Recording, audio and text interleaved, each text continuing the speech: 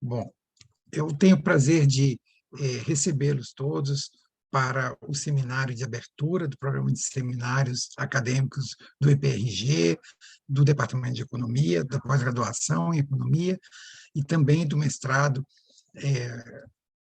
profissional do Ministério da Justiça, e várias outras instituições apoiam esse programa de seminários. Para começar, o seminário de abertura é um seminário especial, né? Então, nós temos uma honra muito grande de ter o professor Fábio Iglesias, que é um parceiro nosso há algum tempo. Toda vez, essa é a primeira apresentação que ele faz à distância, ele já fez outras presenciais, tipicamente lota a sala, e a gente sai muito feliz de ter participado, porque aprende muito, né? O professor Fábio Iglesias tem a didática na veia, ele apresenta de forma maravilhosa. Eu vou fazer uma breve recapitulação aqui do professor, para aqueles que não conhecem. Ele é professor dos programas de pós-graduação em Psicologia Social, do Trabalho e das Organizações, e também do programa de pós-graduação em Psicologia Clínica e Cultura da Universidade de Brasília. Foi chefe do Departamento de Psicologia Social e do Trabalho, membro do Conselho Nacional de Segurança Pública do Ministério da Justiça, editor associado da revista Psicologia, Teoria e Pesquisa e primeiro secretário da SBPOT. Além de professor visitante nas universidades de Bolonha, na Itália, e Coimbra, em Portugal. É coordenador do grupo Influência, cujo endereço é fácil de achar na universidade, www.influencia.unb.br. Leciona e desenvolve pesquisa aplicada em ciências comportamentais, integradas com análise de dados, metodologia e psicometria. Cada disciplina que o professor leciona é um encanto, especialmente para nós economistas também, né? O professor Fábio é um entusiasta da divulgação científica da psicologia e recebeu por 5 vezes o prêmio de pesquisador parceiro da imprensa. Quem quiser consultar o currículo muito extenso do professor, está disponível tanto no grupo Influência quanto no CNPq, o currículo Lattes, por favor, aproveite. Então, eu acho que está bom de introdução. Vamos, então, ouvir o professor Fábio Iglesias, que vai nos apresentar a sua palestra agora. Por favor. Muito bem, Maurício, muito obrigado pela introdução e, obviamente, muito obrigado pelo convite. Aliás, obrigado a você, Ana Carolina, Marina, Adriana, todos os demais envolvidos com o EPRG. Acho que é um evento fantástico que a UNB organiza há vários anos, né? Como você disse, eu tive a oportunidade de participar presencialmente lá na face, né? E eu acho que a gente tem algumas boas vantagens de ter esse formato remoto aqui. Fico satisfeito, né, da gente poder desenvolver dessa forma e potencialmente envolver mais pessoas, né? Mas, novamente, parabéns para vocês pelos seminários que vocês organizam, e eu fico muito honrado, logicamente, de ser convidado justamente para o seminário de abertura, né? Então, realmente, eu espero aqui fazer jus a esse convite, né, apresentando para vocês o que há de mais interessante sobre essa temática de desengajamento moral, que, embora não tenha sido assim, meu tema principal de pesquisa, é algo que eu estava examinando já faz mais de 20 anos que eu estou estudando. Então, certamente, tem algumas coisas interessantes aqui para trazer. Tá? Como eu disse um pouco antes da gente começar, minha garganta, infelizmente, não está muito boa nos últimos dias. Estou com um chazinho aqui para me ajudar. Eventualmente, posso pigarrear um pouco, peço desculpas por isso, mas vamos lá, então. Bom, minha projeção vocês devem estar vendo aqui, funciona bem, já testamos, né? E eu vou fazer aqui, então, a apresentação. Vamos lá, eu nomeei como desengajamento moral, psicologia dos desvios de conduta. A rigor, a gente poderia pensar em várias outras formas de se referir a essa lógica geral do que é transgressão, do que é agressão, do que é corrupção, tema tão caro no Brasil. E poderíamos falar, inclusive, de elementos até mais transversais e que transcendem a psicologia, como, por exemplo, o problema da moralidade como um todo, o problema da ética. Enfim, eu vou me concentrar aqui nesse chamado modelo, o teoria de desengajamento moral foi desenvolvido no contexto da psicologia, mais especificamente na confluência de duas áreas bem importantes da psicologia, que são a psicologia social e a psicologia da personalidade, né? Por um autor que, infelizmente, nos deixou aí no ano passado, Albert Bandura, mas que viveu muito, né? Viveu mais de 90 anos, deixou uma contribuição incrível, tanto do ponto de vista teórico conceitual, quanto aplicado, como eu vou mostrar aqui, né? Então, esses aqui são os objetivos que eu tracei para essa apresentação. Então, primeiro eu vou revisar alguns elementos, assim, a título de apresentação, obviamente, sumária, né, do que é a chamada psicologia social das transgressões, com um foco destacado para o problema das justificativas psicológicas. Em seguida, eu vou descrever o próprio modelo de desengajamento moral, e assim como os 8 mecanismos que compõem esse modelo. Alguns provavelmente conhecidos já de vocês em outros contextos, ou porque eles têm uma certa popularidade fora da psicologia. Vou sumarizar pesquisas e aplicações aqui das mais relevantes, com um foco naquilo que nós mesmos temos desenvolvido na Universidade de Brasília. Eu vou me concentrar aqui em alguns temas maiores que envolvem desvio de comportamento no trabalho, problemas de infração de trânsito, problemas de meio ambiente, problemas de homicídio, violência e outras derivações. Finalmente, eu vou discutir um aspecto que é sempre o que dá mais o gostinho, assim, quando a gente aprende sobre como é que a psicologia das coisas funciona. É assim, tá bom, a gente faz o quê com esse conhecimento? Como é que a gente traduz isso em possibilidade de intervenção para reduzir, nesse caso, por exemplo, né, desengajamento moral e, portanto, conseguir maximizar comportamentos mais desejáveis, né, do ponto de vista moral, social, etc. Então, vamos lá.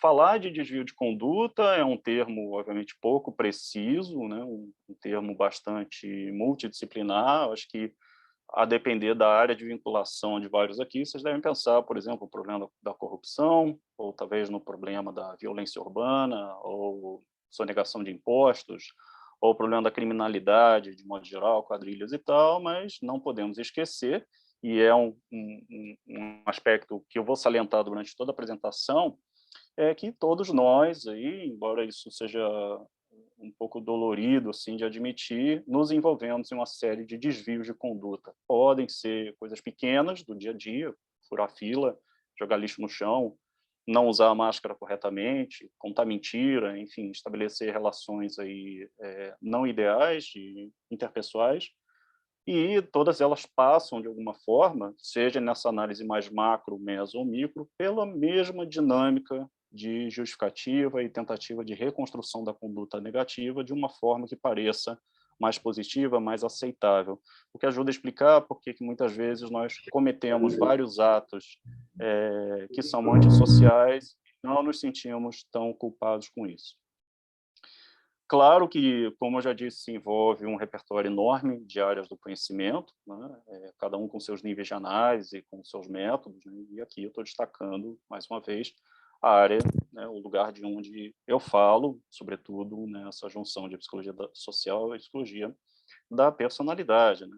Por exemplo, nós temos áreas consagradas em alguns outros cursos.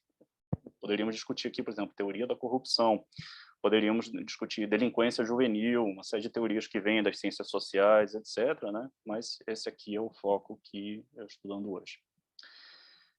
Vale lembrar que esse foco nas pequenas corrupções do dia a dia, né, ele tem recebido tanta atenção quanto os problemas mais grandiosos, né? Aqui eu estou destacando algumas publicações mais recentes, algumas bem popularizadas, chegaram até a ser traduzidas no Brasil, como o caso dos trabalhos aí do Dan Ariely, que é um nome super importante em economia comportamental. E ele aponta, acima de tudo, né, assim, a propensão que as pessoas têm de contar mentira, de fazer o errado, de se não tiver ninguém olhando, você vai dar um jeito, vai manipular e tudo mais, né? E é interessante você examinar isso como uma via de mão dupla, né? Assim, obviamente, nós somos impactados pelo meio, pela cultura, né? Pelo sistema normativo, seja ele um sistema deliberado de registro de condutas sejam as normas sociais que nós compartilhamos, né, e que mudam ao longo do tempo, mudam situacionalmente, né. Chama atenção aqui para esse livro do meio, que eu me interessei muito, que fala de um problema que atinge, assim, eu acho que potencialmente quase todo mundo está assistindo aqui essa apresentação, que é o problema da ética, o problema dos desvios de conduta na academia, né? Sobretudo quando a gente está falando, né, de manipulação de dados, de plágio, roubo de ideias e tantas outras situações. E muitos autores chegam ao ponto de culpar o sistema, pelo menos em parte, né, o que talvez já seja uma estratégia de desengajamento, como eu vou mostrar. Nós tivemos a chance de fazer uma revisão da literatura recentemente e chamou muita atenção que ainda existem poucos trabalhos sobre isso no Brasil. Mais uma vez, né, esse foco está mais voltado para a psicologia, mas, de modo geral, a gente pode estender essa conclusão para muitas outras áreas do conhecimento. Então, a despeito da relevância do tema e a despeito dos casos super emblemáticos que cada vez mais se tem, toda a preocupação que se tem hoje com compliance, com códigos de conduta, etc., a gente ainda tem um repertório bastante limitado de pesquisa sobre o assunto. Kurt Lewin é o chamado pai da psicologia social moderna, tem uma importância sumária para o campo. Algumas frases famosas, né, do Kurt Lewin envolvem, por exemplo, não há nada mais prático do que uma boa teoria, mas aqui eu estou destacando o seu papel em colocar dessa forma elegante, não muito matematicamente precisa, mas bastante elegante e simbólica, né, que, olha, todo comportamento é uma função de fatores pessoais e fatores do ambiente, né? O que tem um certo desdobramento aqui para nós, porque mudar as pessoas é um desafio muito grande, né? Além de ser um desafio que traz uma série de problemas aí de ordem operacional e também ética, mas mudar a situação, mudar o contexto, né? Mudar as circunstâncias tem o potencial de mudar os comportamentos quando não é possível mudar as pessoas. Considerando as falhas, os defeitos que todos nós temos, né, pelo menos promissor que nós possamos pensar nessas estratégias aí mais situacionais. Vamos adiante. Tenho a impressão que travou um pouco para mim. Não, voltou. Vamos lá. Bom, psicologia social, para quem não conhece, é a ciência da influência social. Então, aí está uma lista de grandes temas, não é uma lista exaustiva, né? Temas que são associados à psicologia social. É uma área que hoje goza de maior popularidade, sobretudo pela maneira como o advento e o grande desenvolvimento de algumas áreas, ciências comportamentais aplicadas, economia comportamental, entre outras, fazem referência direta aos aportes da psicologia social, como é o caso do Prêmio Nobel de Economia, né, que foi conferido ao Daniel Kahneman, um psicólogo social, em 2002, e, bem mais recentemente, o Prêmio Nobel de Economia foi conferido ao Richard Thaler, que é um economista, né, mas que é o primeiro a dizer lá que boa parte do que ele faz tem esses aportes aí da psicologia social. E a psicologia social ela tem um repertório metodológico interessante e que promove o uso, né, medidas integradas e métodos integrados com várias outras áreas do conhecimento nos seus diferentes níveis, né? O que se conhece, tomando não só esses elementos psicológicos, mas eventualmente de ordem também sociológica, política, etc., sobre os fatores aí que conduzem ou pelo menos que sustentam os desvios de conduta. Primeiro, como característica das pessoas que se desviam sistematicamente, falta de empatia, né? Uma incapacidade de se colocar no lugar do outro, sobretudo com as vítimas, né? Muitas vezes um elemento que, ao extremo, na literatura de psicologia da personalidade, ele é tratado como narcisismo, ou no mínimo como egocentrismo, então a pessoa que se acha mais merecedora do que os outros. Obviamente tem características aí de manipulação, então de muito repertório de habilidade social para influenciar muito mais do que ser influenciado, né? Uma atribuição de causalidade que é sistematicamente feita a fatores externos, né? Eu nunca sou o culpado, é sempre a situação, são os outros, é a vítima, é o sistema e coisas assim. E, além disso, algo que chamou bastante atenção é essa incapacidade de esperar, né, que está associada à incapacidade de trabalhar duro, né, de vencer pelo próprio resultado, né, de você pegar um atalho, né. Alguns livros mais recentes têm destacado esse ponto.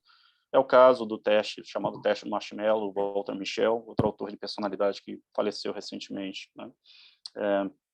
Várias medidas têm que ser, e experimentos têm se ocupado de mostrar isso, né. As pessoas, em geral, têm uma resistência a esperar um pouco para ter um benefício muito maior, mais legítimo, mais reconhecido e, sobretudo, que seja moralmente aceitável, né.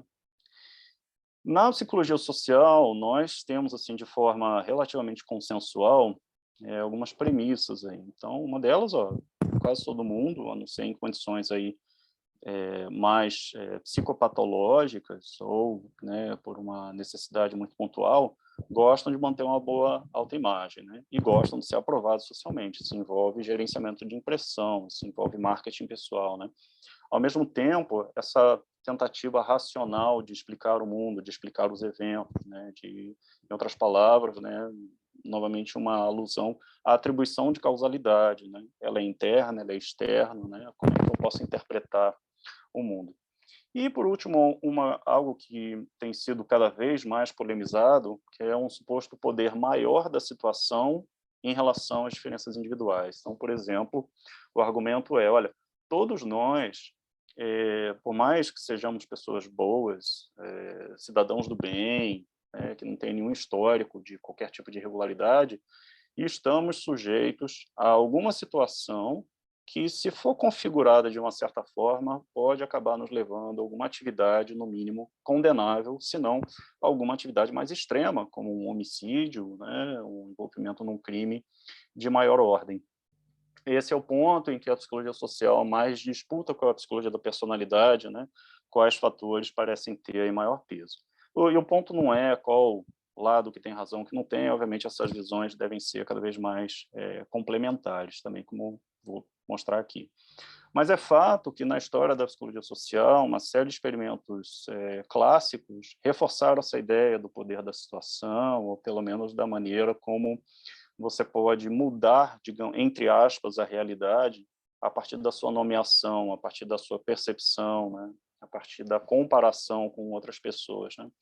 Um livro que sumariza isso de uma maneira muito interessante é esse, O Poder da Circunstância, em inglês, The Power of the Situation, que é assim, faz um trabalho excelente e bastante crítico sobre quais são as evidências que a gente tem de que, de fato, o nosso comportamento parece ser mais guiado por fatores da situação ou melhor do que fatores que têm uma natureza mais pessoal. Seria o P da equação do Levin ou E, o E da equação do Levin, Person and Environment. Duas publicações, a primeira bastante conhecida no Brasil, o efeito Lucifer, né, faz exatamente essa argumentação. Philip Zimbardo é um nome muito conhecido dentro e fora da psicologia, e o argumento é sempre aquele, mas espera aí, mas quando tem esses casos extremos, será que são maçãs podres, né? Ou será que o sistema é que está podre, né? Tem alguma coisa na dinâmica da cultura, das organizações, da sociedade, da família, enfim, do contexto em que o problema acontece, e que isso está permitindo, e mais ainda, talvez incentivando os desvios de conduta. E o livro do próprio Bandura, que ele publicou há 6, 7 anos atrás, 2015, ao qual eu vou dar um maior destaque já mais adiante, né? Quanto a essa questão do contexto, da cultura, né, muitos trabalhos têm alcançado esse tipo de atenção, até nas revistas assim, mais interdisciplinares, né, as revistas de maior impacto em ciência, como o caso da Nature, então chama atenção para esse artigo, né? E fica bem clara a necessidade dos múltiplos níveis de análise para entender o problema, né? Então, no caso brasileiro, a gente tem o chamado jeitinho brasileiro, né? A contribuição inicial é do Roberto Mata e Lívia Barbosa e outros, né? E que examina exatamente, né, assim, o que a gente tem na nossa cultura que parece, de alguma forma, reforçar, né, de uma forma ser um pouco mais inocente, a malandragem, né? Mas, de outra forma mais inocente, assim, essa coisa do atalho, de dar um jeitinho, né, de você encontrar soluções rápidas, né, de uma maneira menos burocrática, mas, ao mesmo tempo, carregado de quebra da lei, né, de quebra da norma, de uma forma que, em geral, é prejudicial para os outros, né? A Raquel Lowenhalter defendeu o doutorado dela no nosso grupo, ano retrasado. Ela investigou exatamente esse problema, mas de uma forma alternativa que envolve as chamadas medidas implícitas, né?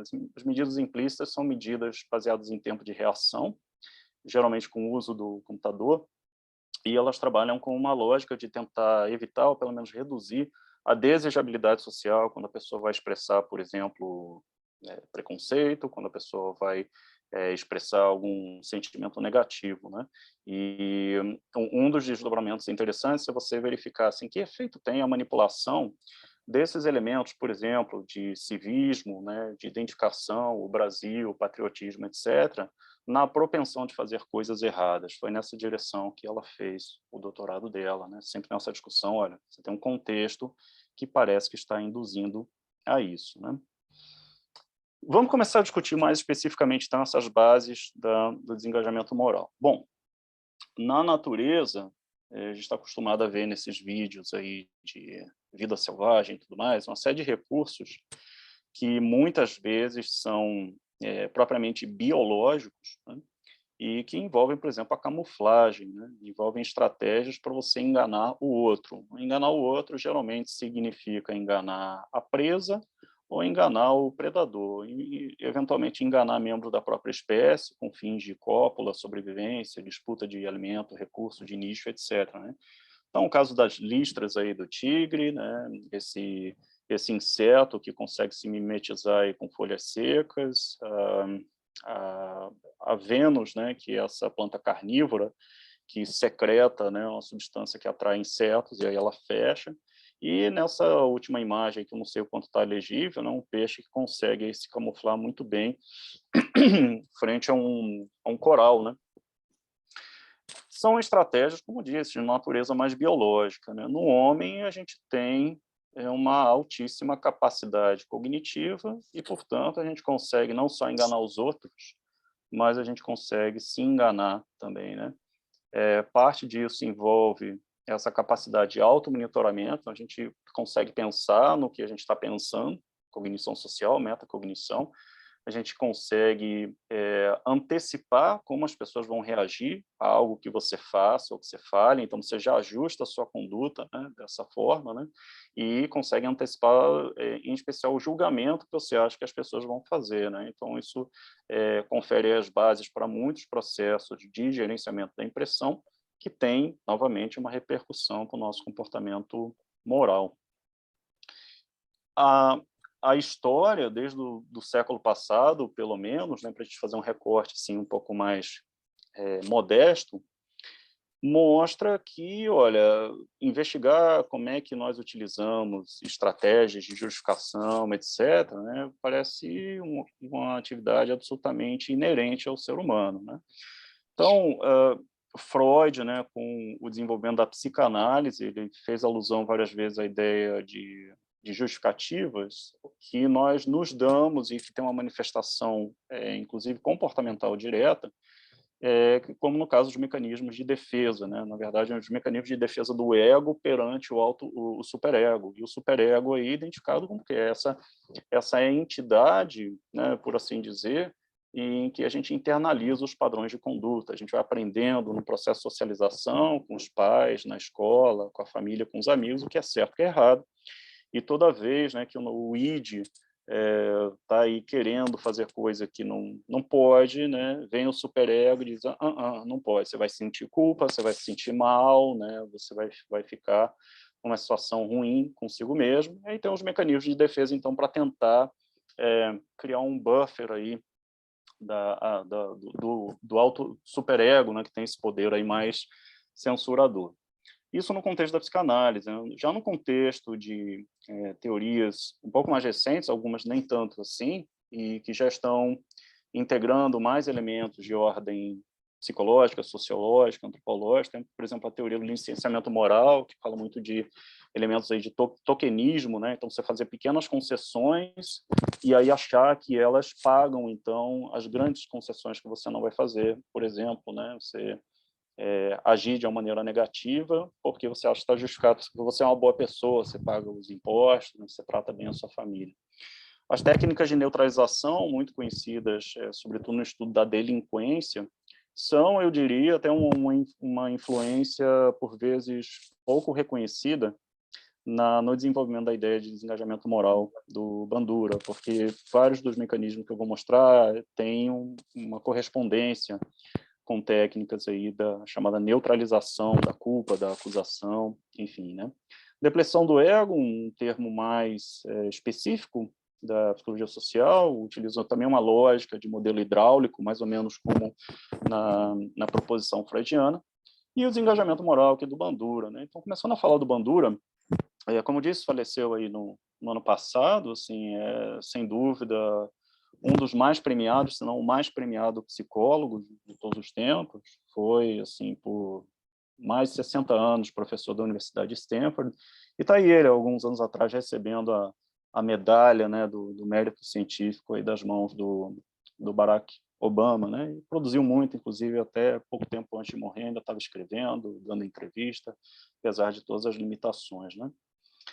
A ideia do desengajamento moral, veja que eu estou repetindo algumas vezes, ainda vão aparecer algumas vezes essa metáfora do interruptor, ela carrega a ideia de que, olha, em geral, somos pessoas engajadas moralmente, em sentido, a maior parte das pessoas, na maior parte do tempo, segue as regras de trânsito, os códigos de conduta, respeitam as outras pessoas, né, fazem aquilo que deve ser feito, pagam impostos, etc., né? Mas, em várias situações que parecem um pouco mais convenientes, né, nós nos vemos fazendo alguma coisa errada. Só que você assumir que você está errado, se assumir que você está agindo de forma imoral, antissocial, indesejável, é muito doloroso, né? É algo que, em geral, não dura muito tempo. Então, a lógica do desengajamento é que, com a nossa capacidade cognitiva, conseguimos, de alguma forma, reconstruir, muitas vezes, perceber de outra forma ou verbalizar de outra forma as ações que parecem negativas e, inclusive, o que é, às vezes, surpreendente, torná-las até benevolentes, né? Torná-las até uma coisa boa, né? Então, a princípio, parece uma ideia absurda, mas logo vocês vão se identificar com elas, né? E a discussão, mais uma vez, é essa. Olha, pessoas boas estão sujeitas a isso, né? Isso representa um paradigma, que não é necessariamente um paradigma novo, ele já é antigo, como eu mostrei, mas representa um alerta importante de que, olha, não dá para separar as pessoas boas, as pessoas más, né? Não dá para ter uma visão maniqueísta sobre o problema da moral, do desvio de conduta, porque potencialmente todos nós podemos aí nos envolver com esse tipo de atividade, né? Então, vamos finalmente examinar aqui os 8 mecanismos de desengajamento moral, né? Primeiro, é importante pensar, né, que toda transgressão, todo desvio de conduta tem, assim, 3 grandes componentes, né? Você pode pensar que tem a conduta propriamente dita, ela gera certos efeitos, né? E esses efeitos envolvem certas vítimas, ainda que sejam vítimas, assim, de uma maneira difusa, né? Por exemplo, você sonegar imposto não tem uma vítima direta, concreta, você tem potencialmente milhões de pessoas que estão se valendo lá daquele sistema de arrecadação de impostos, né? Mas um primeiro conjunto de mecanismos, o Bandura localiza nessa dimensão da conduta, né? Envolve 3 que eu já vou detalhar, né? Então, justificação moral, comparação vantajosa e linguagem eufemística, ou eufemismo, né? Vários de vocês aí conhecem, porque é uma figura de linguagem absolutamente comum à cultura brasileira, né? Existe um outro conjunto de mecanismos que envolve, de um lado, a própria conduta, de outro, seus efeitos, e que estão centrados na ideia de responsabilidade. Então, sobretudo, a ideia de difusão da responsabilidade, bastante sumarizada na ideia de que, quando todo mundo é responsável, entre aspas, ninguém se sente realmente responsável. Quem é que vai levantar a mão e falar, fui eu, né? Quando tem outras pessoas agindo dessa forma, né? Em relação aos efeitos de distorção das consequências, ela tem uma relação evidente com o eufemismo, né? A maneira como você tenta diminuir a gravidade do que aconteceu, dizendo, olha, o impacto é muito pequeno, né? Você diz, isso aí não foi nada, né? Eu vou mostrar algumas formas como a gente faz isso. E, finalmente, dois processos que estão centrados aí, sim, nas próprias vítimas, né? De um lado, a tentativa de desumanizar, o que envolve, por exemplo, você não perceber a vítima como uma pessoa que tem as mesmas qualidades humanas que você. Então, se alguém não tem sentimentos, se alguém não é merecedora, né, do mesmo tipo de tratamento e respeito que você tem, fica mais fácil você sentir a vontade para agir de modo negativo. Ou atribuição da culpa. Então, o nome diz tudo, né? Se é o responsável pelos efeitos negativos de seja lá o que for, é da própria vítima, que pediu por isso, ou que foi negligente em relação a isso, ou mais ainda, que é merecedora disso, que muitas vezes é bem absurdo. Então, vamos lá para alguns exemplos aqui. Primeiro, na adjudicação moral, né? Eu fiz alguns fraseamentos, boa parte deles advém das pesquisas que nós fizemos em diferentes contextos, e outros eu criei aqui apenas para efeitos didáticos, né? A justificação moral, ela faz um apelo direto a valores que possam parecer maiores e mais importantes do que aquele que está em jogo no momento, né? Então, veja os crimes de defesa da honra, por exemplo, né? Que é uma discussão fundamental no campo do direito e, felizmente, uma evolução muito grande na história, né, dos nossos códigos de conduta no Brasil, porque o argumento é, olha, não, mas ele xingou a minha mãe, né? Então, ele xingou a minha mãe, eu fui lá, eu dei um tiro nele, né? Porque, afinal de contas, né, a minha mãe é uma pessoa sagrada, que não pode ser ofendida, né? Ou a minha honra foi ofendida, né? Então, a pessoa, né, me falou mal de mim para todo mundo, e eu fui lá, dei um soco, ou fiz né, um ato aí de igual ou pior prejuízo. Em seguida, o eufemismo, que eu já comentei rapidamente, né? Eu gosto muito dessa frase, né? Que é bastante perigosa hoje em dia, né? Com a política de tolerância zero para a bebida. Só tomei uns chopinhos, né? Quer dizer, você pode chamar de chopinhos, você pode chamar de cerveja, você pode chamar de teor alcoólico, você pode precisar quantos ml ou litros, isso não muda o fato, né, de que você está com álcool, né, no seu sangue, e isso tem um efeito que não é minimizado, né, pela maneira como você nomeia. A comparação vantajosa, né, coisas que a gente vê com frequência no relato de criminosos, né, pô, mas por que estão mexendo comigo? Tem coisa muito pior, olha o que está acontecendo no plano da política, né? Ou então, coisas absurdas do tipo assim, não, eu estuprei, mas eu não matei. Né? Aí parece até uma coisa benevolente, assim, né? Eu podia ter matado a pessoa e eu não fiz isso. Né? Então, na verdade, essa comparação, ela sempre está a favor, né, confere a vantagem a quem está envolvido com o desvio de conduta. A difusão da responsabilidade, eu mencionei essa frase já, né? Quando todo mundo é responsável, ninguém se sente responsável. Então, todo mundo sonega imposto de renda, todo mundo avança o sinal vermelho, todo mundo conta mentira, né? Com um exagero aí nesse todo mundo, obviamente, para justificar a sua ação. Deslocamento da responsabilidade, basta que você faça atribuição para entes ou instituições, enfim, atores externos, né? Então, assim, eu roubo porque é a sociedade que faz o criminoso, né? O criminoso apenas comete o crime, mas quem gera a necessidade do crime é a sociedade, um argumento também muito pernicioso, né?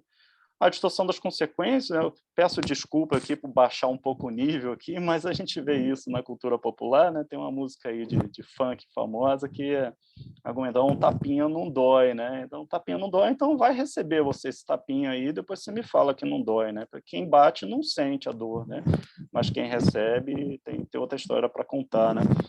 Essa ideia de distorção das consequências está associada a essa lógica, né? Não, os fins justificam os meios, né? Tem uma consequência? Sim, era muito negativo, sim, mas foi em prol, né? Infelizmente foi necessário, enfim, uma lógica claramente utilitarista, né? Se for pensar em bases filosóficas desse argumento, tá? A desumanização, eu também já mencionei, né? Então, veja como ela é importante nos esforços de guerra, nos esforços no esforço legal, de modo geral, na prevenção criminal, na segurança pública, né? A ideia é de que, olha, eu não estou lidando aqui com seres humanos, eu não estou lidando com pessoas que merecem bom tratamento, eu estou lidando com um bandido, eu estou lidando com um animal, né? Eu estou lidando com um ser selvagem, coisas assim. Inclusive, o exame da terminologia em tempos de guerra é muito interessante, que ele revela essa desumanização. Tem inúmeros trabalhos que mostram isso em relação à Segunda Guerra Mundial, né, assim, grandes episódios de genocídio, Guerra do Vietnã, que foi assim exaustivamente investigada na psicologia social, né? Então, assim, você nunca se refere ao inimigo pelo nome, pela sua nacionalidade. Você vai usar algum apelido em geral depreciativo e você vai usar também termos que pareçam assim um pouco mais aceitáveis, né? Do tipo, não, vamos fazer uma limpeza do território. Limpeza do território sem você metralhar todo mundo, jogar bomba e coisas assim, mas se você tratar dessa maneira, provavelmente as pessoas vão se sentir mal. E, finalmente, a atribuição da culpa, né? E eu tenho uma pesquisa aqui para mostrar que revela bastante esse argumento, no caso de um feminicídio que nós investigamos, né? Então, veja só o argumento, né? Ela estava vestida de uma forma que praticamente estava pedindo para ser atacada, né? Então, de novo, a culpa é da vítima. A gente vê isso no dia a dia também, coisa do tipo, ó, achado não é roubado, assim, você não tomou conta aí do seu celular, então eu peguei, mas a culpa é sua, você foi negligente, né? Como assim você deixa seu celular em cima da mesa, vai no banheiro e não toma conta disso, né? Maravilha, vamos adiante. Então, voltando a essa ideia do interruptor, do engajamento e do desengajamento, né? Chama atenção aqui, né? E eu destaquei mais numa outra apresentação que eu fiz no campo do direito, já tem alguns anos, quando o assunto estava mais quente do que está hoje, por outros motivos, né? Mas quando você examina as falas relacionadas aí à ação penal 470, você vê claramente a estratégia dos 8 mecanismos. Alguns aparecem mais do que outros, né? Era somente uma prática de caixa 2, né? Assim, não, eu estava obedecendo ordem, né? Então, olha a ideia de deslocamento da responsabilidade. Ou a minimização das consequências. Não, mas não houve benefício político, foi uma questão ali do partido, né? Foi uma questão do trâmite, ele foi para acelerar o processo, coisas assim.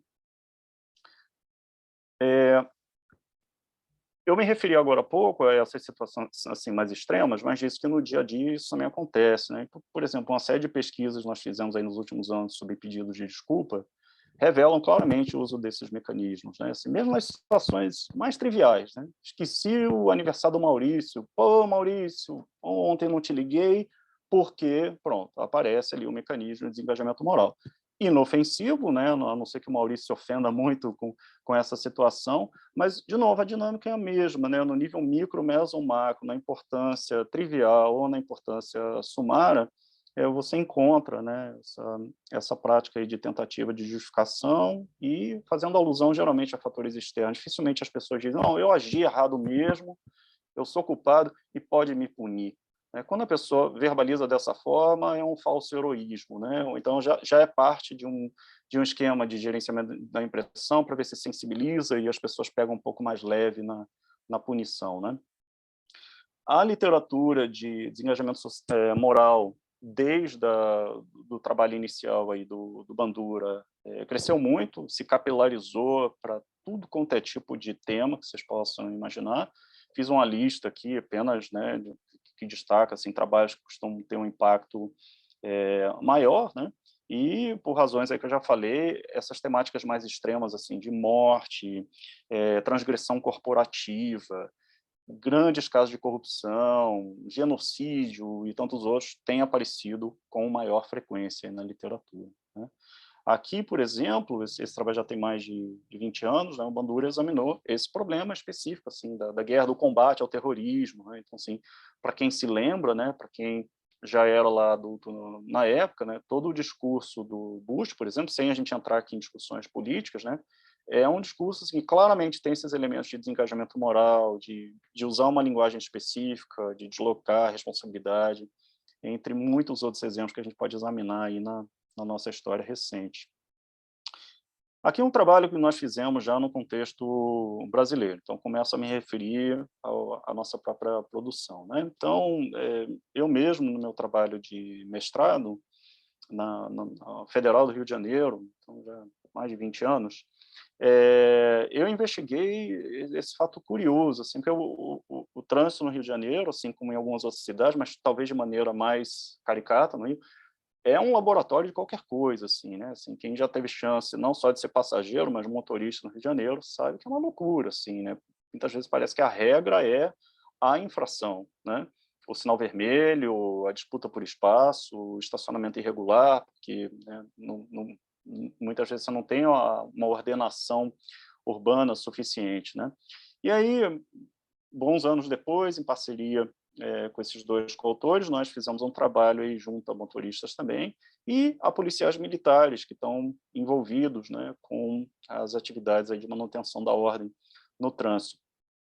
Interessante nesse levantamento que nós encontramos, assim, de modo geral, essa organização prevista, né, pelo Bandura, embora alguns mecanismos se destaquem mais do que os outros. Eu não sei o quanto está legível aí, mas, enfim, um detalhamento que não é tão relevante agora, mas nós mapeamos várias dessas situações e pedimos aos motoristas, então, que expressassem, né, assim, a identificação, a concordância, entre outras coisas, né? Alguns se destacam muito, e aqui uma coisa que até hoje eu não consigo, assim, aceitar muito bem, é argumentos do tipo, olha, a culpa é do Detran, porque a placa estava no lugar errado. Quer dizer, o camarada dele parou num local proibido e o argumento dele é que a placa está no lugar errado, porque aqui pode sim estacionar, aqui pode, eu sempre estacionei, todo mundo estaciona, o flanelinha disse que pode, então a placa está no lugar errado, que é uma inversão total, né? Assim, então, você pode pensar que isso é conversa para boi dormir, mas de fato muitas pessoas montam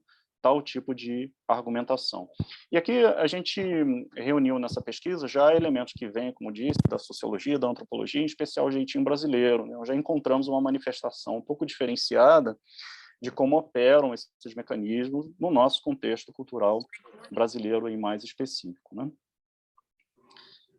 Aqui um outro estudo cujo tema assim, é mais difuso, né? Sobretudo quando a gente pensa em vítimas, né? Que é o problema do meio ambiente. Então, de novo, sem entrar na discussão de aquecimento global, antropogênico, ou se não tem, o negacionismo ou não, independente desses problemas assim de ordem mais complexa, né? Assim, temos que nos engajar em comportamentos que têm a natureza mais proambiental, mais romântico que seja isso, né? Então, que se expressam de maneira assim, mais operacional, economizar água, economizar energia, né? Tivemos sérios problemas com isso no Brasil, o problema do lixo urbano, entre tantos outros, né? Então, aqui nós mapeamos também quais são os argumentos, né, aqui nomeados como barreiras psicológicas, porque não são barreiras reais, né, para as pessoas não se comportarem de maneira mais responsável. Isso reúne aportes aí de desengajamento moral, mas também outros aportes aí que vêm da psicologia ambiental, de algumas outras áreas estratégicas para esse tema, né? Elas envolvem, por exemplo, a incerteza. O aquecimento global é um problema que expressa isso. Será que isso vai acontecer mesmo? Será que a humanidade não vai encontrar uma maneira de solucionar? Né? Ou então, olha, o que ocorre no meu comportamento, a nível individual, é incomparável com o que acontece no nível industrial, as outras pessoas, outros países. Por que eu deveria mudar o meu comportamento? Ou reatância, não vou fazer só porque estão me mandando, que é um problema que a gente teve aí com as chamadas crises aí de apagão, de estiagem, em função da repercussão para consumo, sobretudo de energia elétrica e de água nas grandes cidades, né?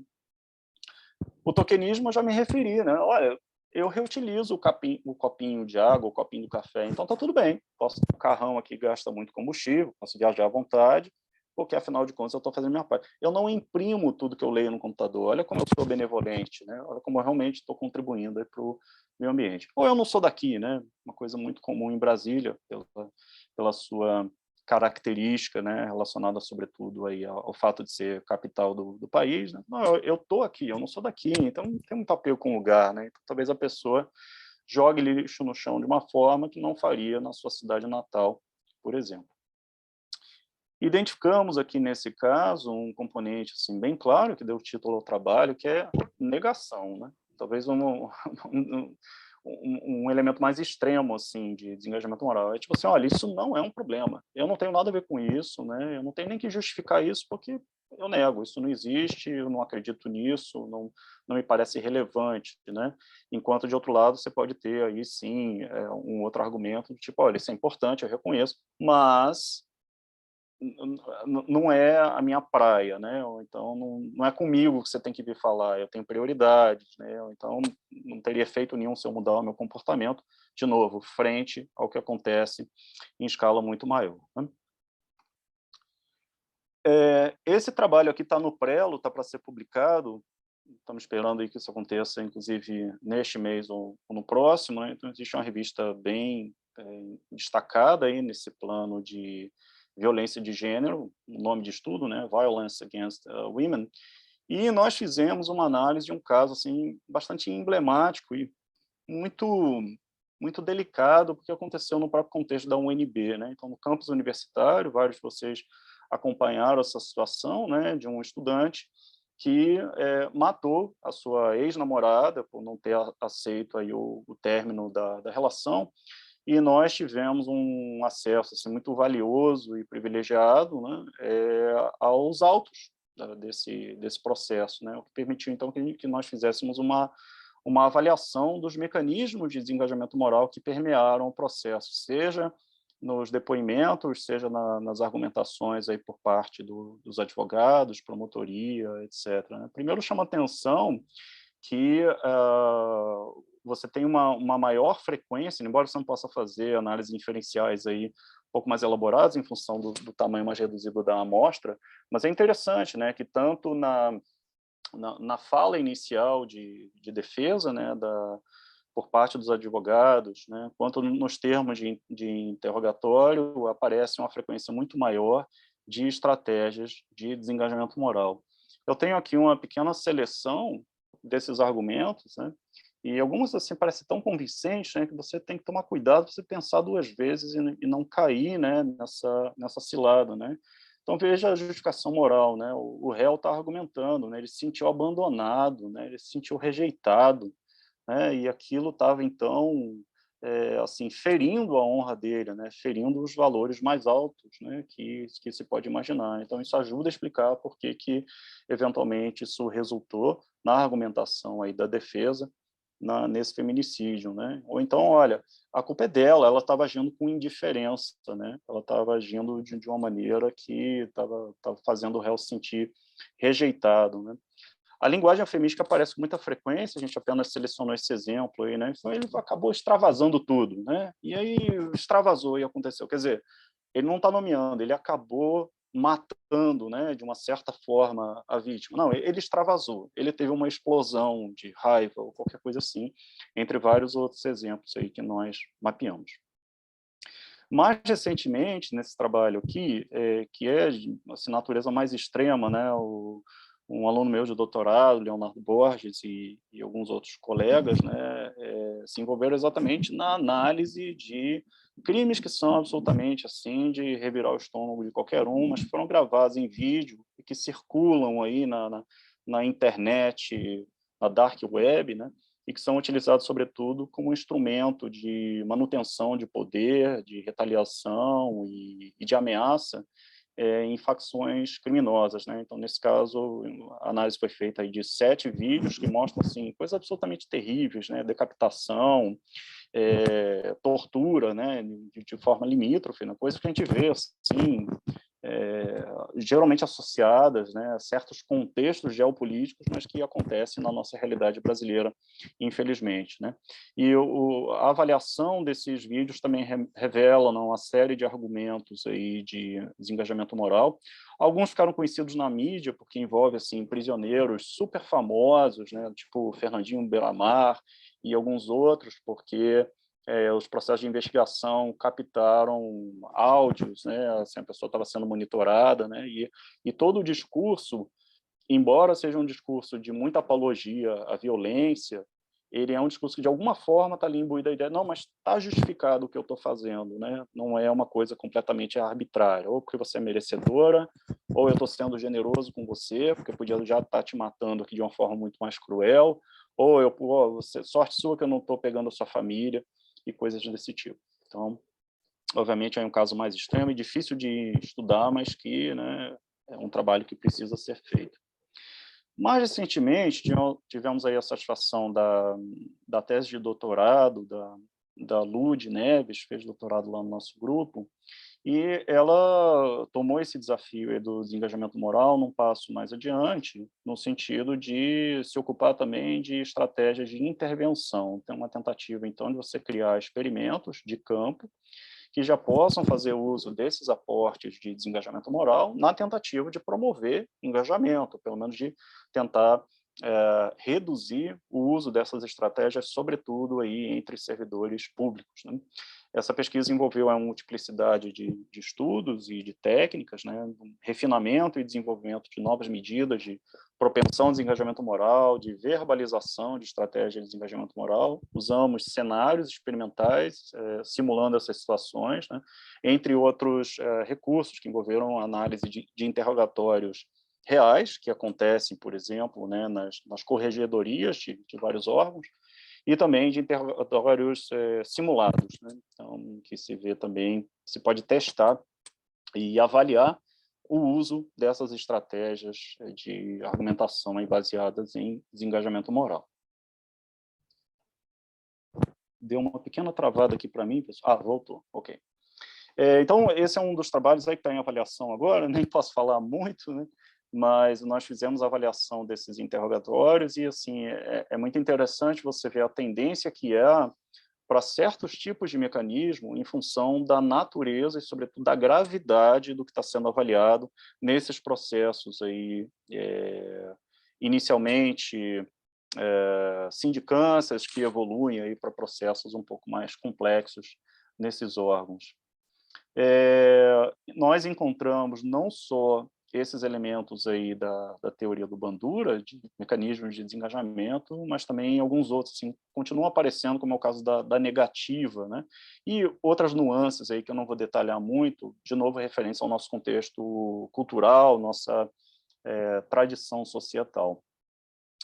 Esse aqui já é um trabalho em que nós testamos efetivamente as intervenções. Isso envolveu inicialmente aí centenas de servidores públicos e, em algumas modalidades, obviamente, tivemos uma amostra aí reduzida em função de mortalidade experimental, no sentido metodológico, e pelo próprio desafio que é você conseguir implementar essas intervenções aí, de fato, em campo, e não só em ambiente simulado, né, pela internet, por exemplo.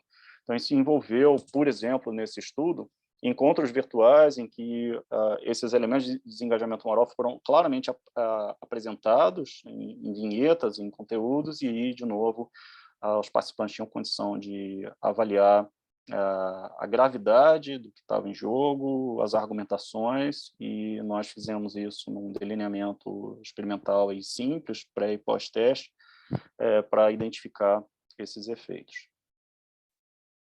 Aqui um trabalho que foi desenvolvido no contexto já da América Latina, né, que envolve tentativas também de você reduzir desengajamento moral, né, sempre com essa limitação, né, de como você fazer isso, né, em campo, com todas as restrições éticas envolvidas e, sobretudo, a dificuldade de você avaliar desvios de conduta, né. Nesse caso foi feito aí com estudantes de ensino médio. Aqui um outro trabalho muito citado na literatura, dois, na verdade, né, e que envolvem também a tentativa de você criar mecanismos para sensibilizar as pessoas envolvidas, sobretudo quando está em jogo o trabalho em organizações, né, então, desvios de comportamento no trabalho propriamente, né. Aqui uma publicação recente de uma colega minha, capitaneada aí por uma colega minha, que ajudou a coordenar o programa Super Endividados, muito conhecido em Brasília, aí, vinculado ao TJDFT. E uma das estratégias que eles utilizaram nessas tentativas aí de você reduzir o nível de superendividamento, sobretudo as estratégias de superação, foi exatamente o uso dos mecanismos de desengajamento moral. O que chama muita atenção quando a gente se preocupa assim de, mas como reduzir o desengajamento, como promover engajamento, é que a dinâmica específica da relação, por exemplo, hierárquica, faz toda a diferença, né?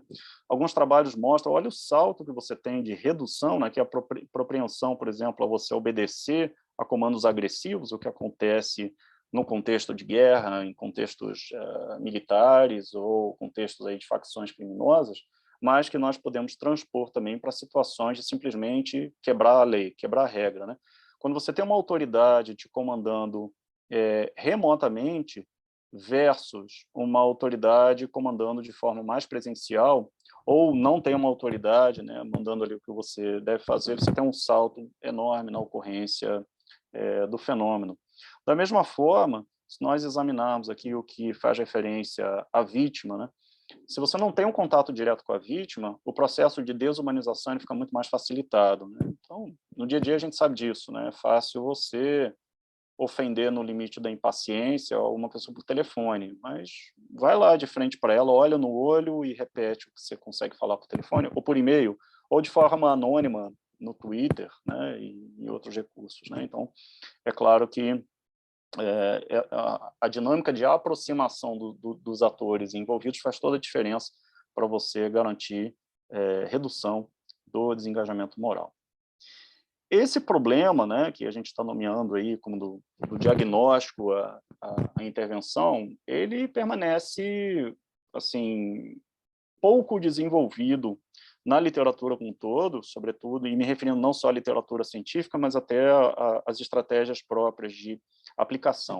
No contexto escolar, no contexto da saúde, no contexto do direito, no contexto do trânsito, da segurança pública e tantos outros, né? Mas a ideia, ainda que bastante assim utópica, é como você transformar estratégias de desengajamento em estratégias que possam funcionar como engajamento, né? Então, aí estão alguns exemplos que operacionalizam isso, né? Em vez de você usar um eufemismo, você dizer literalmente o que está sendo feito, né? Qual é o exame real, apropriado, preciso daquele ato ali que está sendo cometido. Ou, ao invés de você deslocar, ou trabalhar com a difusão de responsabilidade, se assumir a responsabilidade, um processo de atribuição causal, portanto, interno, ao invés de externo, né? Ao invés de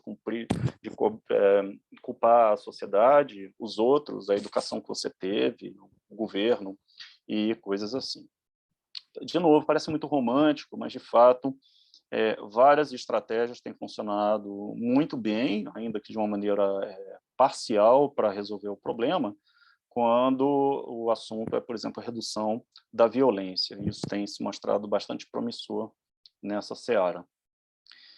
Como que isso acontece? Bom, estamos falando aqui num contexto acadêmico, né? Então, é claro que para que haja condições aí de você desenvolver boas estratégias de intervenção, você precisa de boas teorias, né? Conceitos robustos. Então, o modelo do Bandura sempre se preocupou com isso. Aliás, a gente começa dizendo, olha, tem um modelo teórico, né? Não é uma coisa assim abstrata e inútil, né?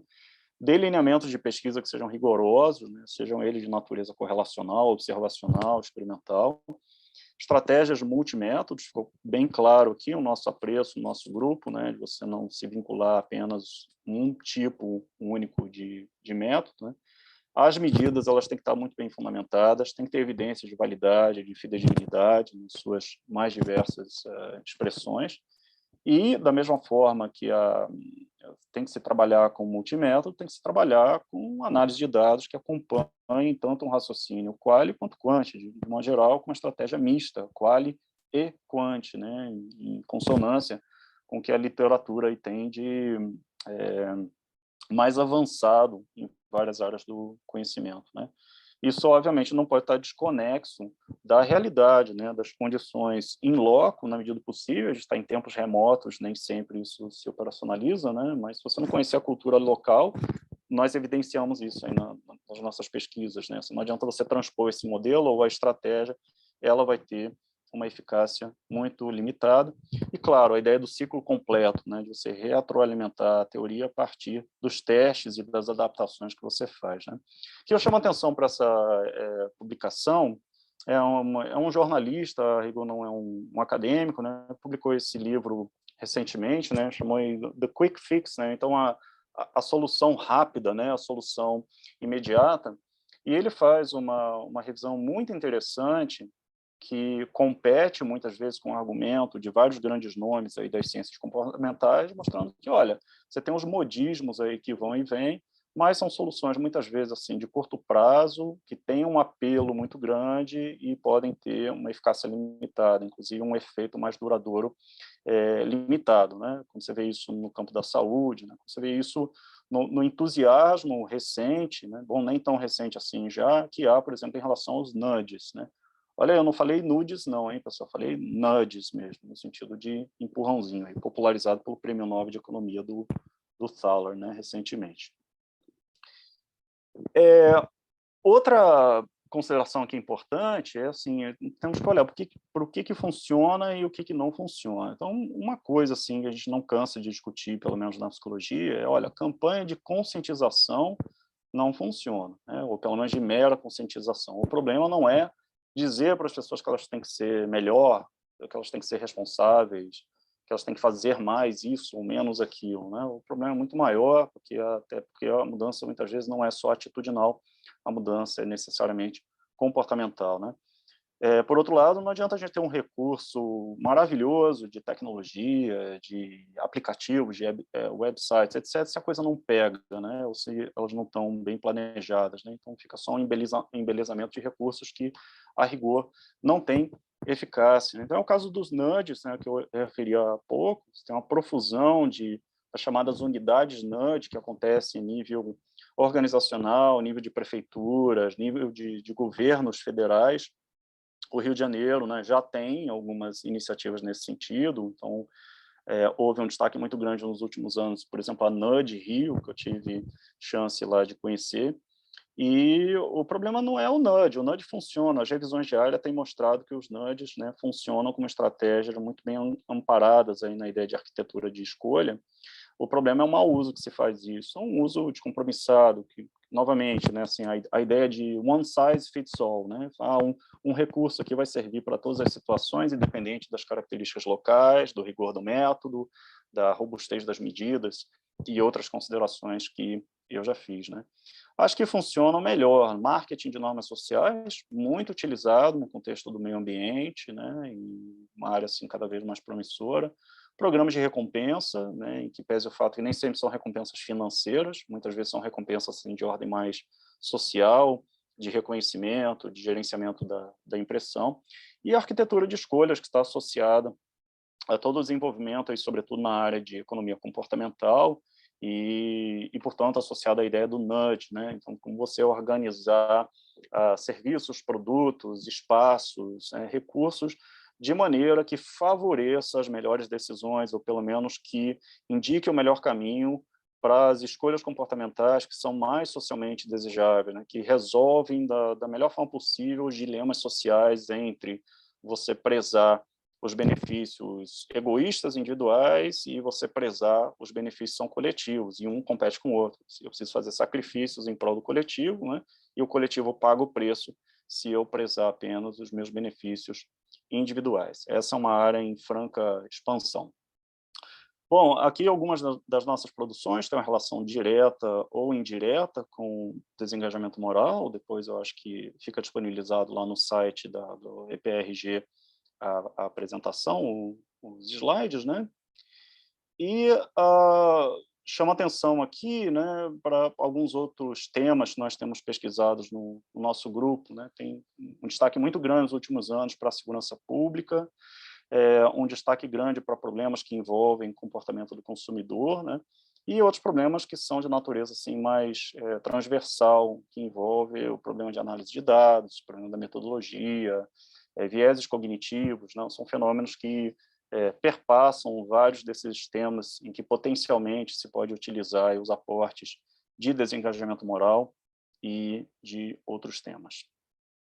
Aqui, de uma forma bastante nostálgica, né, o nosso laboratório, onde fica o nosso grupo de pesquisa, né? Estamos em tempos remotos, e pouco a pouco a UNB tentando retomar atividades presenciais, mas, enfim, não deixa de escorrer uma lágrima aqui quando eu imagino que o nosso laboratório já teve esse tipo de frequência, né? Assim, absolutamente abarroado aí de pessoas, de estudantes, pesquisadores, né? O UNB tempos assim que é difíceis da gente voltar a imaginar, né? Aqui é o nosso site com descrição das atividades que nós desenvolvemos, né? Não só relacionadas ao desengajamento moral.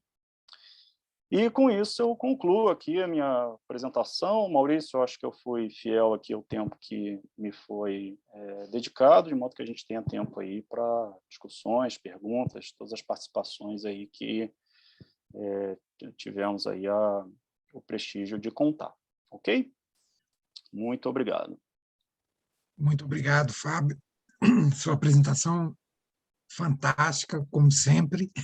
A gente termina com muitas questões, muitos caminhos abertos, tanto de pesquisa quanto de explorações pessoais, de enriquecimento pessoal. Eu queria abrir agora, nós temos mais uns 10 minutos para perguntas, e eu queria começar, talvez a gente pudesse pegar 2 ou 3 perguntas, depois você responde. Eu queria começar com a pergunta eu não sei se a gente pronuncia Euler ou Euler Nobre, que faz a seguinte pergunta: se o senhor já fez ou conhece a aplicação desse tipo de pesquisa a criminosos envolvidos em fraudes econômico-financeiras, especificamente. Essa é a primeira pergunta. Não sei se tem mais perguntas chegando. Alguém gostaria de adicionar mais alguma pergunta? Karina, por favor. Levantou a mão. Olá, boa tarde. Estou tentando ligar o vídeo aqui, mas não estou conseguindo. Eu acho que tem algum problema aqui no aplicativo. Primeiramente, super obrigada, professor Fábio, pela excelente apresentação. Eu queria, na verdade, fazer uma provocação para ouvir um pouco quais seriam as suas considerações com relação à aplicação disso dentro do setor público. Então, na hora que a gente discute muito reforma do Estado e funcionalismo público, a gente tende a reverter muito para uma ideia de que existe uma heterogeneidade de servidores muito grande, servidores que se dedicam muito, enquanto outros servidores que não se dedicam. Como que a gente poderia pegar ensinamentos dessa questão de desvios de conduta moral para tentar alavancar a atuação do setor público? Isso seria possível, você acha? Tá certo. Karina, obrigado, e obrigado, Euler. Bom, com a licença do Euler, eu vou começar por essa sua questão. Veja, Karina, isso aí tem um potencial incrível, né, para ser investigado. Infelizmente, ainda está pouco explorado. Você está se referindo ao problema do funcionalismo público de modo geral. Bom, a tese de doutorado da LUD que eu mostrei envolve diretamente servidores, né? Vou apontar aqui um colega, né, com quem eu troquei ideias ontem, o Luiz Maia, está aqui participando com a gente, né? O Luiz fez um trabalho muito interessante que envolve desengajamento moral para o problema do orçamento. Inclusive, um problema mais caro aqui para a gente, que é o orçamento nas instituições de ensino superior públicas, né? Então, eu acho, Karina, que ainda tem muito pouca coisa, né? Eu sei que é um clichê a gente dizer que tem pouca coisa sobre determinado assunto, né? Mas eu digo isso de maneira assim acentuada porque a demanda existe há muito tempo, né?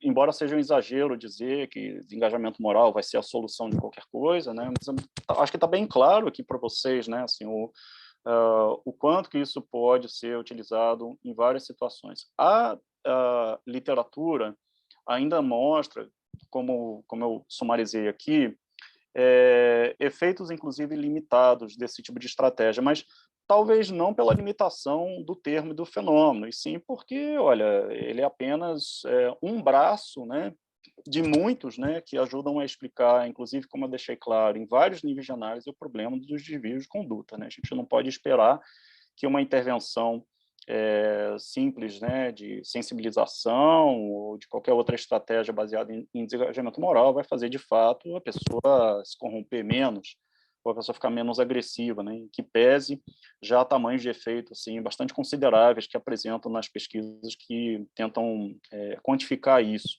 né? Então, eu diria, para sumarizar a minha resposta, né, que assim, a gente ainda conhece pouco sobre essas aplicações, e não foi à toa, Karina, que eu dediquei aí uns bons minutos da apresentação, não só para me referir ao que a gente está tentando fazer, mas também para alertar que, olha, tem mais para ser feito e aqui estão os ingredientes, né? Assim, e as poucas estratégias que aparecem, elas têm dado certo, ainda que de uma maneira limitada. Respondi, Karina?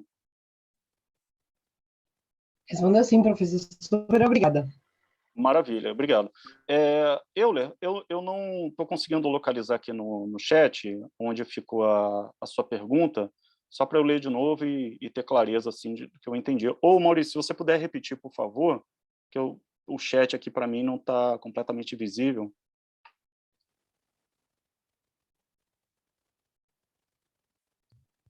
Maurício, eu acho que seu microfone está fechado. O senhor está me ouvindo, professor?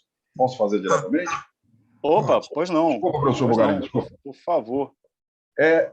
Que assim, a nossa área de pesquisa, né, como eu trabalho com perícia na área federal, então a gente foca a área de crimes financeiros, né? Minha área é a área de crimes financeiros. E essa questão do desengajamento moral, não sei se eu compreendi direito, mas dentro dessa criminalidade financeira, você tem, no que se refere a crimes cometidos, né, alguns comportamentos que ficam meio que, quando dá certo, nossa, olha só, o cara teve um ganho extraordinário. E quando dá errado, ó, isso é crime. E aí me surgiu como o senhor falou, a possibilidade da gente de se analisar isso a partir do depoimento de quem cometeu o crime, né? Dessa construção de como ele faz isso. Porque isso é um problema em criminalidade econômica, principalmente quando você está se referindo a algumas instituições, né? E que se você tem muito lucro com determinadas operações, nossa, esse cara é muito bom. E se você dá um prejuízo muito grande, é o caso do Barry's Bank, lá né, que ficou famoso, isso aí foi crime, ninguém sabia, ninguém estava de acordo com isso, enfim. Então, por isso que eu fiz a pergunta. Maravilha. Sim, obrigado por você ter elaborado mais da sua questão.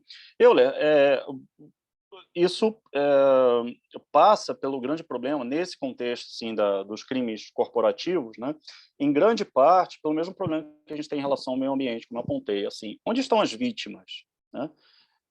As vítimas, assim, numa análise de fora, fica muito claro, puxa, isso custa emprego, isso tem prejuízos, né, de arrecadação de imposto, potencialmente tem gente morrendo, né, potencialmente os serviços ficam mais ruins, ou mais pessoas precisam pagar mais, porque poucas pessoas se envolveram, né, em crimes de enorme monta. O problema é que esses atores envolvidos, eles não enxergam essas consequências de maneira direta, né? Quer dizer, uma coisa é você saber, né? Eu sei que é errado, existe uma previsão legal, né? Eu me sinto mal com isso, né? Eu estou sendo eventualmente até alertado, né? Mas essas consequências elas ficam muito difusas e muitas vezes em muitos graus de separação da conduta criminosa original, né? E a literatura de desengajamento moral para esse tema, ela é considerável nos últimos anos. Eu recomendo, por exemplo, Celia Moore, que é uma pesquisadora inglesa, que é uma das grandes especialistas hoje em desengajamento moral. Inclusive, no site dela você encontra tudo lá, dos artigos, das pesquisas, inclusive até instrumentos aí que ela desenvolveu. E na análise que ela, tem outros autores, né, Trevinhos, enfim, fica muito evidente esse problema maior das consequências de um lado e de outro das vítimas, como eu falei. Não existe uma sensibilização tão clara quanto àquela realidade mais imediata. Você pode imaginar assim, se eu for interagir presencialmente com você, Euler, a evidência, o feedback que você vai me dar vai ser muito mais imediato se eu estiver fazendo alguma coisa errada, certo? Se eu começar a ser agressivo, né, se eu abusar um pouco aí do meu tom de voz, ou se eventualmente eu tomar algo que é sua propriedade. Mas se eu faço isso à distância, ou se eu faço isso sem nem te conhecer, ou se eu faço isso sem nem saber da sua existência, e mais ainda, sendo reforçado pelos meus pares, em termos, né, de você pensar na situação corporativa, você tem muitas vezes um reforço, um elogio, um reconhecimento a esses grandes feitos, né, que muitas vezes envolve a quebra de uma norma, ou envolve, como eu falei, em última instância, pessoas vão morrer, né? O meio ambiente vai ser altamente danificado, né? Os sistemas serão altamente prejudicados. A empresa pode entrar em falência. Nós vimos vários casos recentes aí, né? Só que, cadê o feedback? Cadê a evidência disso? Então, quando a gente pensa nesses processos de desumanização, eles também passam por um processo de de-individuação, como se fala em inglês, né? Então, se eu não posso ser identificado pela vítima, né, eu me sinto muito mais propenso a agir de uma maneira negativa, né? Então, não é à toa que várias análises, por exemplo, de novo, em situações de guerra, mas não só, alguns trabalhos mostram isso, que quem vai para a guerra pintado, mascarado, camuflado, com óculos escuros, ou com recursos de vestimenta que são menos humanos e mais animalescos, então pensa nos vikings, pensa nos samurais, etc., acabam se sentindo mais propensos a agir de uma maneira negativa, né? E voltando a esse problema da criminalidade corporativa, cadê o sangue? Né? Cadê a dor? Cadê o grito da vítima? Eu não vejo, eu não tenho esse feedback, né? Então eu me sinto mais à vontade. Eu vou para casa, ponho a cabeça no travesseiro e durmo. Ou pelo menos, né? A maior parte de nós não faria isso, mas algumas pessoas nessas circunstâncias, né? Então, eu acho que, de novo, né? O que nós temos que reconhecer, que eu acho que a moral do desengajamento moral, por assim dizer, sem forçar o trocadilho, é que o que acontece lá em cima, nesses níveis extremos, é a mesma coisa que acontece quando você avança o sinal vermelho, né? Ou quando você fura a fila, né? Ou quando você resolve aí que não vai devolver o troco que foi dado a mais quando você comprou o pão na padaria. Entre inúmeras situações que nós poderíamos aqui analisar, né? Mas obrigado novamente, Euler. Eu gostaria de passar a palavra para a Adriana Portugal, que tinha levantado a mão lá da outra vez, e em seguida para o Luiz Maia. Adriana, por favor. Professor Fábio, muito obrigada por todo esse esclarecimento. É maravilhosa a sua explicação e vai trazendo realmente, como diz o Bugarim, uma série de parece que vai concatenando alguns pensamentos que a gente tinha, assim, né? Eu não pude deixar de associar toda essa sua palestra com uma observação que eu faço. Eu sou auditora de Tribunal de Contas, né? E eu acabei acompanhando muito alguns processos relacionados à Lava Jato e as delações decorrentes, né, que aconteceram. E o que eu pude observar, assim, não sei, eu gostaria de falar um pouco sobre isso. Eu não sei nem se o que eu vou falar aqui é correto. Eu gostaria justamente da sua avaliação. A delação parece ser um mecanismo, né, que reverteria, sei lá, eventualmente o desvio da conduta, no sentido de que há uma contraprestação ali, né? Eu falo verdade, mas acontece que essa verdade muitas vezes ficou pela metade, né? E eu falo isso porque eu ouvi, inclusive o Euler está aí, pode até me dizer se eu estou falando errado, mas assim, eu ouvi de alguns peritos da Polícia Federal o seguinte comentário: as empresas de construtoras, né, que é a área que eu mais trabalho, elas admitem ter pago propinas para o governo, para as pessoas, né, ter corrompido pagando propina, mas não admitem que fizeram o superfaturamento enorme nas obras para, inclusive, fazer frente a isso. Então, assim, à medida que você foi falando, eu fui imaginando assim, que é uma meia-verdade, ser uma verdade mal contada, E aí, para mim, denota, aí já também uma outra parte dessas elucubrações que eu fui fazendo na minha cabeça, denota até uma certa fragilidade institucional, porque o que acontece? Os tribunais de contas, eles têm um levantamento enorme dos superfaturamentos que acontecem nas respectivas obras que propiciam o pagamento das propinas. Mas parece que uma coisa não está ligada com a outra. A gente não consegue juntar essas informações. E aí o mecanismo fica falho. Eu fiz toda essa conjunção de pensamentos. Eu queria só ouvir ver se eu está errado, se eu estou pensando alguma coisa equivocada, ou se você pode agregar, por favor. Excelente, Adriana. Bom, assim, guardado aqui o cuidado, né, assim, de eu não falar muito sobre assuntos que eu não domino, né? O que eu posso dizer de novo, por essa visão assim mais psicossocial do problema, você tocou num ponto, né? Você tem um problema institucional, legal, que ainda não parece bem resolvido, e talvez ajude a explicar por que não é tão atrativo assim, uma vez que você possa lançar mão do dispositivo de dizer a verdade, né? A verdade não vem completa, né? Ou não vem de forma completamente assumida, né? Talvez, pensando em distorção das consequências, faça mais sentido, né? Eu estou assim, tentando examinar o que você falou a partir dos 8 mecanismos, né? Mas eu acho que a justificação moral, que é o primeiro deles, né, aparece mais, assim, olha, a gente fez coisa errada, mas, no fundo, nós somos boas pessoas, né? Nós somos uma boa instituição, assim, não perdemos o nosso princípio edificante, a nossa missão, o nosso valor institucional, né? Então, nós escorregamos aqui e ali, mas, ainda assim, isso está justificado, né? Pelo quê? Porque era burocracia, porque se a gente fizesse isso, muita gente não fizesse, né? Muita gente ia perder o emprego, ou porque é a forma de criar um atalho, né, frente a um sistema tão complexo e tão ineficaz, entre outras coisas, né? Mas, de novo, eu acho que é importante assim, eu salientar, né, assim, esse aqui é um nível de aplicação, de análise, né, assim, um nível de explicação num contínuo assim, muito mais complexo, né? Eu lembro, curioso, né? Há vários anos atrás, numa outra apresentação que eu fiz, Maurício, você trouxe essa questão aí da delação premiada, eu não esqueci, não. Foi em outro contexto, né? Porque a gente está falando de outro assunto, né?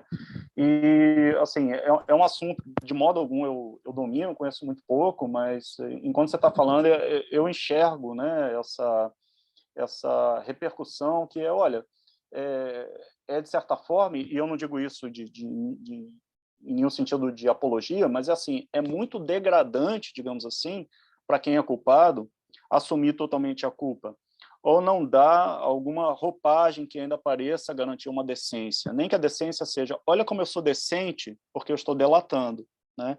Mas isso não significa uma transformação total, né? Talvez o desengajamento moral esteja tão arraigado para algumas pessoas que, assim, na superfície, né, você tem alguma mudança, mas na profundidade, será que as condições de sua ocorrência e manutenção foram modificadas? Né? Aí volta a discussão, para eu encerrar a minha resposta aí a essa questão que é muito mais complexa, né, Adriana? Assim, são as maçãs podres ou é o sistema que está podre, né? Assim, o balde onde as maçãs estão é que tem a podridão. Aí não importa qual maçã você colocar ali dentro, tem um potencial para apodrecer. Não é isso? Em que pese o fato que várias não vão sucumbir a isso. Né? Espero, pelo menos, ter trazido aí alguma contribuição para o que você trouxe. Como eu disse, é um assunto muito complexo, né? Não vou me meter aí a opinar especificamente sobre temas que eu não domino, longe da minha área, mas o olhar psicossocial, a psicologia do que você perguntou, eu poderia dizer que, pelo menos em parte, é essa aí que eu trouxe. Né? Muito obrigado. Com certeza trouxe muita coisa para a gente pensar, continuar pensando. O Luiz Maia tinha uma pergunta. Oi, Luiz. Obrigado, pessoal. Estão me ouvindo? Tá. Estamos. Então, queria parabenizar aí o Fábio, excelente apresentação, Maurício, por ter trazido esse tema tão importante. Eu confesso que eu sou um participante desse grupo relativamente distante, eu já estou aqui há algum tempo, mas eu faço leituras um pouco distanciadas, e pela primeira vez que eu estou participando de um evento ao vivo como esse, mas queria agradecer muito pelo trabalho que tem sido desenvolvido e elogiar. Essa temática do desengajamento moral, ela me acompanha há 30 anos. Eu sempre pensei nisso e eu gastei muito tempo para achar o Alberto Bandura. E quando apareceu esse trabalho do Fábio, eu falei, poxa, que bom, existe mais gente no Brasil que descobriu esse camarada realmente extraordinário e que, infelizmente, ele é pouco discutido, pouco conhecido na nossa academia. Eu respondendo um pouquinho e comentando um pouco uma pergunta que foi feita antes sobre a aplicação desses conceitos e dessas intervenções dentro do serviço público, eu queria contar, assim, bem rapidamente uma experiência que, dentro da universidade, eu ocupei cargos de gestão. E aí eu nunca me satisfiz com a visão puramente econômica do desvio de conduta, no cálculo econômico, avaliação de risco e tal. E quando eu fui procurar na parte da administração, eu vi que existia alguma discussão também envolvendo psicologia, mas eu não tinha visto ainda ninguém aproveitar uma abordagem metodológica que seria a partir de mapeamento de processos. Então, dentro da universidade, em cargos de gestão, eu participei de iniciativas de mapeamento de processo e eu vi muito claramente os pressupostos que estavam na cabeça do administrador ou do sistema de informação quando fazia mapeamento de processo.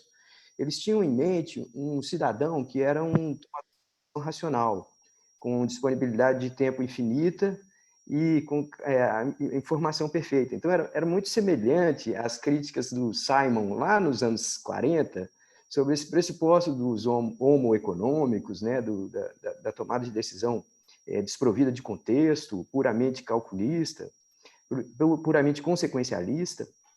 Então, eu comecei a pensar em uma espécie de auditoria comportamental de processos. Então, você tem hoje, no mundo inteiro, praticamente todas as boas organizações fazem mapeamento dos seus processos e registram esses processos em modelos visualmente palatáveis, aceitáveis. A metodologia mais comum é a chamada de BPM, Business Process Modeling. Isso está presente, por exemplo, em todas as grandes universidades federais do Brasil. Eles fazem mapeamento de processo. E aí, o trabalho que o Fábio fez a referência aí, que a gente apresentou num congresso há muito tempo atrás, por incrível que pareça, não chamou muita atenção, mas eu sempre achei que fosse uma ótima ideia, no sentido de que a gente tem material para trabalhar.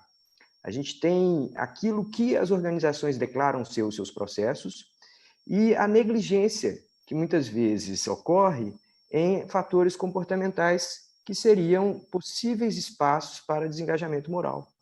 Então, foi isso que a gente fez lá naquele trabalho de simulação. Uma vez que uma organização declara aquele processo, você pode falar, bom, aqui foi autodeclarado, agora deixa eu imaginar o que poderia acontecer em determinadas etapas em que envolvesse relações com status, com relação de poder, com a transposição, a técnica de empurrar a responsabilidade a terceiros. Eu vou fazer o meu serviço pela metade, porque eu passo para o próximo, ele que se vire para resolver e tal. Então, a ideia do desengajamento moral sempre pareceu muito palatável de ser tratada no contexto de mapeamento de processos, porque ali sim você poderia fazer pseudo-experimentos e simular, a partir de, sei lá, 10 mil, 100 mil simulações daquele processo, qual que seria a perda de horas de trabalho, a consequência para a qualidade final da avaliação.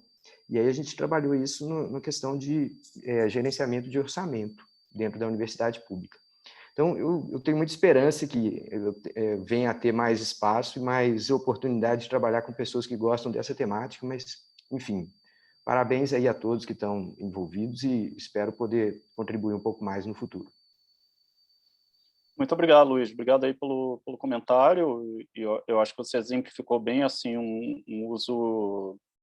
De novo, não quero ser romântico, né? Mas a gente tem que fazer mais pontes entre as áreas, né? Assim, poxa, você que está numa área assim relativamente distante da minha, né?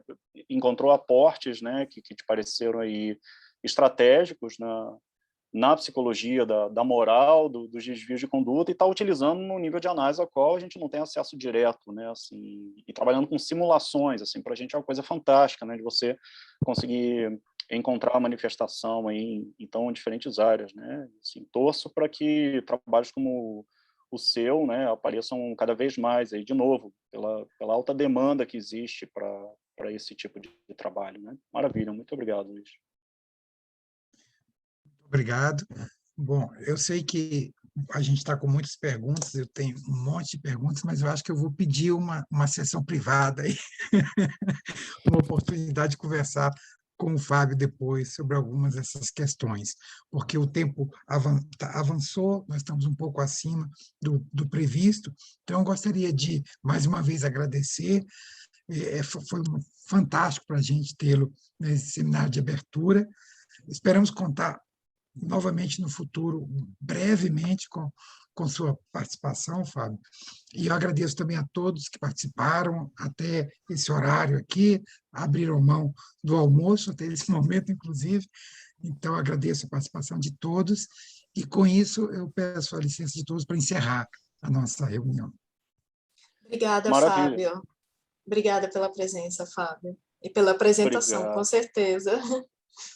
Maravilha, muito obrigado. Mais uma vez, eu fico muito honrado aí com o convite, sobretudo sendo um seminário aí de abertura. e torço, né, para que a gente tenha aí esteja abrindo aí novas frentes de bom uso desse tipo de tema nas mais variadas esferas, né? Muito obrigado pela participação de todos. Obrigado, Maurício. Obrigada. Vou encerrar, Maurício. Obrigado. Até logo.